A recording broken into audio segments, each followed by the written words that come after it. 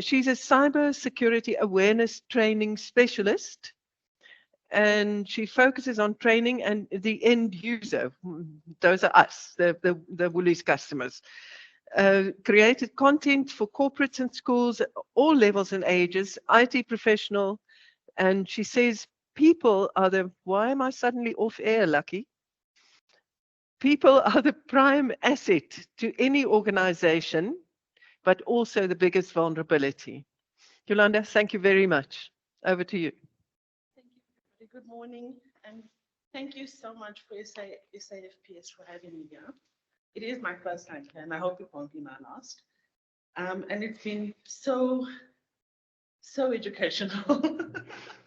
I was sitting and listening to, and I really appreciated the lady from Black Sash yesterday, and she was bringing up a valid point that we as cyber professionals don't always think about. You just assume everybody's got cell phones, everybody knows how to work it. We all know better, but we don't. And this is why I have a job. So, I'm not sure how this works.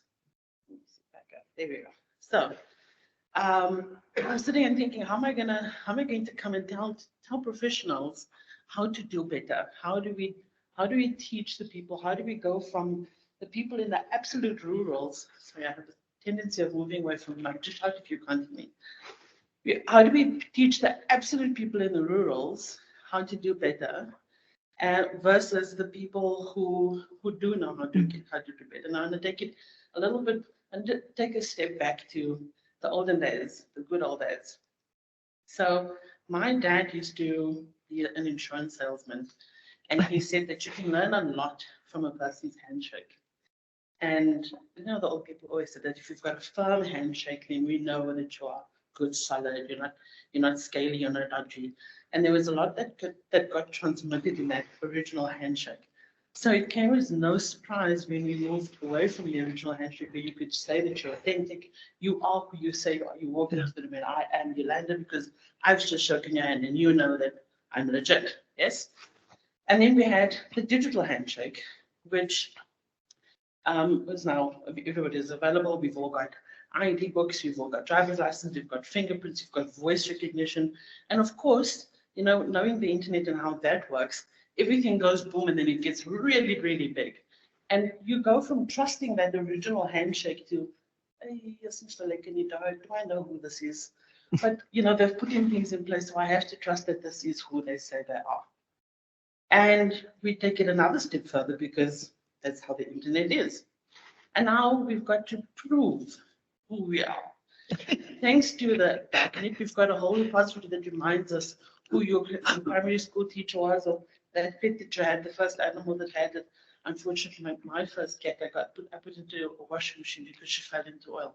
But now, thanks to the darknet, I know what her name is, because it keeps remembering all these things for us. But now, so you've got all of this stuff, and you need to look after it. And it's become replicatable because everybody's got access to who you are. So they can pretend to be you, and they can probably do a better job of being you than you do, which is why we have cybercrime. But cyber professionals, yes, we're fixing it. It is our job. We've got things in place. We've got cyber awareness campaigns. All the companies in SA are mandated to do cyber awareness training, awareness days, phishing campaigns, and all of that. So we're fixing it. Are we? Are we fixing it? But we're not. So we just heard that we need more targeted campaigns, more awareness, more stuff out there. But how do we fix things when we don't even know that we need to be aware of the villages where there's no internet access, no data, the signal is really crap? How do we fix that when we're not aware of it? So we need to be aware of stuff like that. We need to be aware of those people as well. And even though we've got tick boxes, we've got cyber awareness campaigns and stuff running, we've got corporates that are doing a fantastic job. And I was part of that corporate myself. Doing a fantastic job making sure that everybody takes their cyber awareness training. At one stage, I had a 95% completion rate on campaigns, which is awesome, right? But it's only awesome between 9 to 5, because that is when people learn. If you learn something at work, you apply it at work. But what happens when you go out the door? You start scrolling on your TikTok that you've installed that has access to everything because you've installed stuff that has access to everything. So cyber awareness ends 9 to 5. And that is when our learning stops. So you still find people clicking in their personal capacity. Yes, the environment, the organization might be safe, but the person isn't. And this is where we need, as cyber professionals, to look after people. Yes, 80% of our breaches are still caused by human error. And that is because some of the breaches that we're looking at now, and we've seen there's a sharp increase. Sorry, let me just go there. There's a sharp increase on cybercrime. And as the previous speaker just said, we're number 5 on the cybercrime density report. And if you take a deeper look on that report, a lot of the attacks that are coming forward are more of a personal nature. So yes, we still have people that click on phishing links, but now we've got investment scams, we've got romance scams, we've got credit card fraud that is affecting the individual. And we might look at how, yes, when an organization gets hit with somebody clicking on a phishing email or ransomware, something along those lines, the organization is kind of prepared in a way to deal with that blowback. They've got cyber insurance in place, they've got backups, they can restore data, they can almost pick up and go on. And I'm not saying that all organizations are cyber safe and cyber proof, but if you compare the organization to the individual, there's a bit of a difference in how the one is going to be affected versus how the person is going to be affected. And this is kind of where I've been shifting my focus, right? So I've gone from a corporate perspective to an individual perspective. And I want to make it my drive, it has become my drive to focus on people as opposed to on organizations. You almost need to, and I don't know if you guys, during COVID, we all got really, really tired of training. We had a compliance training, we had ethics training, we had cyber awareness training, but then people got duck of listening to PowerPoint slides. Like, they just got tired of it. And the thing is that a lot of those things are, yes, to compliance, you've got to tick the box, we've got to do it, we absolutely have to do it, right? But what about training the individual, training the person? And it's kind of like you go to a gym, you are not going to work on abs when you go to the gym if you've got workout abs. I don't have that. Okay, maybe the gym is a bad example for me because I don't have that. But if you look at the health assessment, which is something we do, or we try to do, okay, you look at your health assessment, and if you've got like high blood pressure, the doctor's going to give you high blood pressure tablet. He's not going to give you diabetic stuff if you're not diabetic. Okay, so they're very, very focused on what they give you when they need to give you, and this is kind of where cyber awareness training needs to zone in on the individual and focus on their specific needs. Now, I used to be at an organization where we had about 15,000 users. It's very difficult to zone in on 15,000 users' individual needs.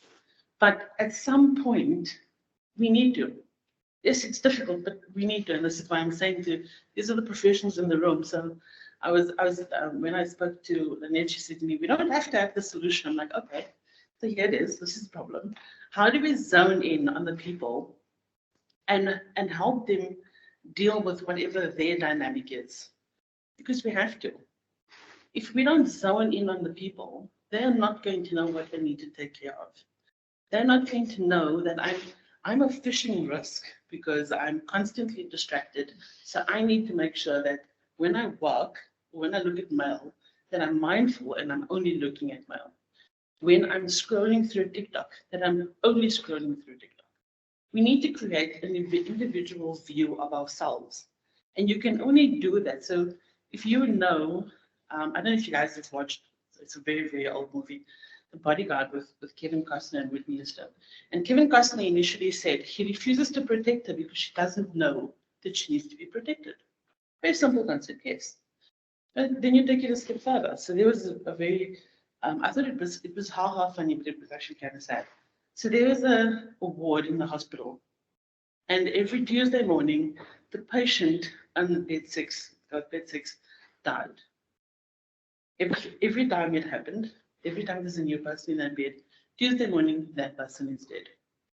And they couldn't figure out what it was. People thought this is a haunted room. I mean, in hospitals, people die. So, but this is an ICU ward. And on a Tuesday morning, a person would die. When the hospital staff, actually management, went and sat in that room to see like what is happening, because it's just happened to too many people, they noticed that Tuesday morning, cleaning lady came in, unplugged the ventilator, she needed to clean the floor. Happens. If you don't know what you're looking after, you don't know what to protect, how are you going to protect it? So, my question to you is, how do we create this view? How do we create a view of an individual where I can log into a platform as a person and say, okay, this is what I like. I'm a social media on everything, or I'm not, or I am I'm easily distracted, or I'm not. I love to overshare. I have secure devices. And versus the person that isn't, what sort of a phishing risk am I? You almost need to complete a health questionnaire, a cyber health questionnaire, and then get to a scoring, and somebody must say to you, okay, this is what you need to focus on. Here's your high blood pressure tablets. Go for this. Make better choices. You can only do that if you're aware of what you need to do. So we almost have that sort of view, and I got into this training group when I was still at corporate. I had one of our staff members, 84 years old, still had to do cyber awareness training, and it's like, damn it, Yolanda, I don't even have a computer. I was like, okay, you know what, then don't. But for the 19-year-olds that just came into the organization, that super tweet on everything, that tweet, that X on everything, still getting used to. X on everything, that everything is on Instagram, everything is on Threads. So those are the people that we need to focus and zone in on their different needs and make sure that they get what they need to get. How do we personalize it though? So once we found out, once we've established where your needs are, then we only give you that you need to do. So if you don't need to do social media training, then we don't give it to you. If you need to be, if you're constantly clicking on things, then we need to sit down and say, okay, let's have a mindfulness conversation. Maybe you're one of those people that when you're on Teams calls, you're also busy frying onions, so we can hear some of these together a lot. You burn the onions when you're busy trying to do a Teams call. Maybe you should focus. Maybe that is when we need to spend it on and bring you in line with your focus. The minute you personalize something for someone, they appreciate it more. And if when you get those gifts, people always, during COVID, we started sending a lot of birthday gifts and stuff via your e-services. And people appreciate the cups with their names on, more opposed to those that didn't. So personalize it and virtualize it. And I was also said that we mustn't try and promote too much. As Lynette said, be careful about promoting. But I'm going to promote this because we need this. So after COVID happened, we all got ready to look at training, and then you put your cyber awareness training on, right? You click start, you go make the coffee, and you come back and you win the answers. All of you have done it, yes? If you say no, I know you're lying. Say no. So what it is, we're going to make cyber awareness training more fun. And we do this, and this is why I'm joining this company called the Cyber Escape Room. We give you an immersive experience and show you, these are the different scenarios that are real life, it's happening right now, and this is how you do it. One of the scenarios that's really sort of up and coming, and we're busy promoting it right now, is how to find your child when they've gone missing. Okay, and I was sitting and talking to someone about it over lunch yesterday. Parents don't know what devices and stuff their kids have access to, or maybe they've given the child a device and no one's taught them how to drive it, like the bully shop. You get there, no one's taught you how to drive this device. And our parents have given the kids the cell phone and no instruction, no instruction, nothing on how you do this, where you shouldn't be posting and stuff. And often kids have stuff that their parents have never heard of. I was part of a session where this boy hadn't gone to school in a month, but the school had gotten emails every week from the father saying that my son won't be at school this week. The child had set up his dad's email address and mailed as the father that he's not going to be at school. And unfortunately, it's a harsh reality. People, their children pass, and what's the gift of choice to say, well done? It's a brand new cell phone. So you shouldn't be surprised if your kids are excessive on tech, or if your kids are better at tech than what you are, because you give them stuff. They're going to figure it out. They're really clever. So this escape room scenario that we've got shows the parent, the teacher, whoever, what to look for, how to go through a child's things, to get into their mind, to get into their social media, where to look for the DMs, and then people go, what's a DM? Where to look for the DMs, what the messages are, what the lingers are, and how to find your child. So that is the sort of escape room stuff that we have available from the cyber escape room company. And the aim is really there's to sort of wake people up to what's happening and also show you that cybersecurity awareness can be fun if it's for you. Okay, I'm really doing really good on that because this is almost my last one. So the individual culture shift and attitude towards cyber awareness will only come about once we have people that are more focused on what they need to learn, what they need to learn about their weaknesses, where they're exposed, and how we can help them do better. Now, the organization is only as strong as its most distracted staff member. So if you think about that lady that's busy multitasking, she's on a Teams call, she needs to send out an email approving something that's going to go to procurement, and she's busy making supper for tonight, and the onions are burning, and there's a checkers delivery. That is your weakest staff member. So that is the person that we make sure that is the person that we train and we secure. And that is it from me. Any questions? Oh, by the way, I don't have all the answers. So, but any questions?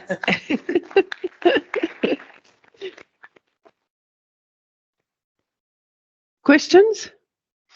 Apart from when can you come and speak to my staff? Anytime.